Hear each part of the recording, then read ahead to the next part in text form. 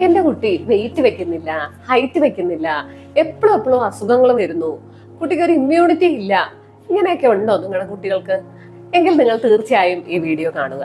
കുഞ്ഞുങ്ങളുടെ ബ്രെയിൻ ഗ്രോത്തിനും അവരുടെ ഇമ്മ്യൂണിറ്റി കൂടാനും അവരുടെ മസിൽസിന്റെ മെല്ലുകളുടെ ഒക്കെ ശക്തിക്ക് വേണ്ടിയിട്ട് IAP, അതായത് Indian academy of pediatrics recommend ചെയ്ത 10 സൂപ്പർ ഫുഡ്സ് എന്തൊക്കെയാണെന്നാണ് നമ്മൾ ഇന്ന് നോക്കാൻ പോകുന്നത്. ഒന്നാമതായിട്ട് മുട്ട നമുക്കറിയാം ഒരു കംപ്ലീറ്റ് പ്രോട്ടീൻ ആണ് മുട്ട എന്ന് പറയുന്നത്. മുട്ടയിൽ കൊളീൻ എന്ന് പറഞ്ഞിട്ടൊരു പ്രോട്ടീൻ ഉണ്ട്. അത് കുഞ്ഞുങ്ങളുടെ മെമ്മറിക്കും അതുപോലെ ലേണിങ്ങിനും ഒക്കെ വളരെയധികം യൂസ്ഫുൾ ആണ്. വൈറ്റമിൻ D ഇംപ്രൂവ് ചെയ്യാനും നല്ലതാണ് മുട്ട. അതുപോലെ നമ്മുടെ മസിൽസിന്റെ ഗ്രോത്തിനും കാൽഷ്യം ബോഡിയിൽ കൂടാനും ഒക്കെ മുട്ട ഹെൽപ്പ് ചെയ്യുന്നു. രണ്ടാമതായിട്ട് വരുന്നത് മിൽക്ക് ആൻഡ് മിൽക്ക് പ്രൊഡക്ട്സ് ആണ്. പാലും പാലുൽപ്പന്നങ്ങളും. ഉദാഹരണത്തിനായി പാല്, ചീസ്, ബട്ടർ, ഇതെല്ലാം നമുക്ക് ഫുഡിൽ ഉൾപ്പെടുത്താവുന്നതാണ്. കൂടുതലായിട്ട് നമ്മുടെ എല്ലിനും പല്ലിനും മസിൽസിന്റെ ഗ്രോത്തിനും ഒക്കെ ഇത് വളരെയധികം ഹെൽപ്പ് ചെയ്യുന്നു.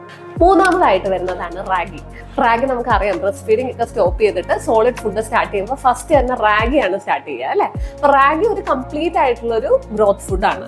കൂടുതലായിട്ട് കുഞ്ഞുങ്ങളിൽ ഈ അയൺ ഡെഫിഷ്യൻസി അനീമിയ, അതുപോലെ ഈ വിളർച്ച എന്ന് പറയും, വിളർച്ച പ്രിവെന്റ് ചെയ്യാൻ വേണ്ടിയിട്ട് റാഗി വളരെയധികം ഹെൽപ്പ് ചെയ്യുന്നു. അടുത്തതായിട്ട് വരുന്നത് നട്ട്സ് ആൻഡ് സീഡ്സ് ആണ്. അതായത് നമ്മുടെ അണ്ടിപ്പരിപ്പ്, ബദാം, പിസ്ത, പംകിൻ സീഡ്സ് എന്നാൽ സീഡ്സുകളൊക്കെ ബ്രെയിൻ ബൂസ്റ്റേഴ്സ് ആണ്. നമ്മുടെ ബ്രെയിനിന്റെ ഗ്രോത്തിന് വളരെയധികം അത് ഹെൽപ്പ് ചെയ്യുന്നു. അതുപോലെ ഹെൽത്തി ആയിട്ടുള്ള ഫാറ്റ്സ് ഉണ്ടാവാനും ഹെൽപ്പ് ചെയ്യുന്നു. അടുത്തതായിട്ട് വരുന്നത് സീസണൽ ഫ്രൂട്ട്സ് ആണ്.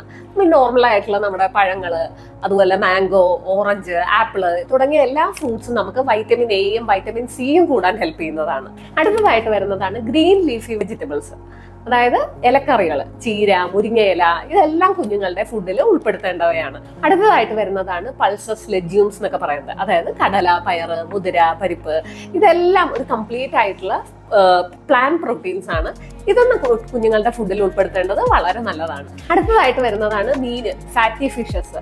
കൂടുതലായിട്ട് മത്തി, അതുപോലെ അയല, ചാള, ചെറിയ മത്സ്യങ്ങളൊക്കെ കുഞ്ഞുങ്ങളുടെ DHA, ബ്രെയിനിന്റെ ഗ്രോത്തിനുള്ള DHA ഉൽപ്പാദിപ്പിക്കുന്നതിന് വളരെ യൂസ്ഫുൾ ആണ്. അതുപോലെ തന്നെ ഹെൽത്തി ഫാറ്റ്സും മീനിൽ നിന്ന് കിട്ടുന്നു. അടുത്തതായിട്ട് വരുന്നതാണ് മുഴുവൻ ധാന്യങ്ങൾ, അതായത് തവിട് കളയാത്ത അരി, മില്ലറ്റ്സ്, ഓട്സ്, ഇതെല്ലാം കുഞ്ഞുങ്ങളുടെ ഫുഡിൽ ഉൾപ്പെടുത്താവുന്നതാണ്. ലാസ്റ്റ് ആയിട്ട് വരുന്നതാണ് പ്രോബയോട്ടിക്സ് എന്ന് പറയുന്നത്. അതായത് നമ്മുടെ തൈര് ഒക്കെ നമുക്ക് പ്രോബയോട്ടിക് ബാക്ടീരിയ, ഗട്ടിൽ നമ്മുടെ വയറ്റിൽ ഉണ്ടാവുന്ന നല്ല ബാക്ടീരിയനെ ഉൽപ്പാദിപ്പിക്കുന്നതിന് വളരെയധികം യൂസ്ഫുൾ ആണ്. ഡെയിലി ഒരു 1/2 ഗ്ലാസ് തൈര് കുഞ്ഞുങ്ങൾക്ക് കൊടുക്കുന്നത് വളരെ നല്ലതാണ്. കുഞ്ഞുങ്ങൾക്ക് അമിതമായിട്ടുള്ള ജങ്ക് ഫുഡ്സും അതുപോലെ മധുരമുള്ള ആഹാരങ്ങളും അധികം കൊടുക്കാതിരിക്കുക.